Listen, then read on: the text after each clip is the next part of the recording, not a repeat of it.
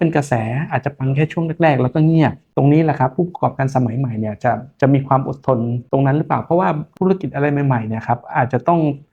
มีความอดทนแล้วก็ค่อยๆสะสมลูกค้าให้มากขึ้นเรื่อยๆ ผมว่าความอดทนมีความสำคัญนะครับบางทีเนี่ยการเปิดร้านหรือเปิดอะไรใหม่ๆเนี่ยอยากจะได้ลูกค้าเข้ามาแบบเยอะๆแล้วเปิดแล้วดังเลยปังเลยถ้าเป็นกระแสอาจจะปังแค่ช่วงแรกๆแล้วก็เงียบตรงนี้แหละครับผู้ประกอบการสมัยใหม่เนี่ยจะมีความอดทนตรงนั้นหรือเปล่าเพราะว่าหลายๆธุรกิจที่เขาประกอบธุรกิจมานานแล้วเนี่ยครับอย่างผมทำด้านสัตว์น้ำมาเกือบ20ปีแล้วยอดจะค่อนข้างนิ่งเพราะว่าฐานลูกค้าค่อนข้างนิ่งอะครับ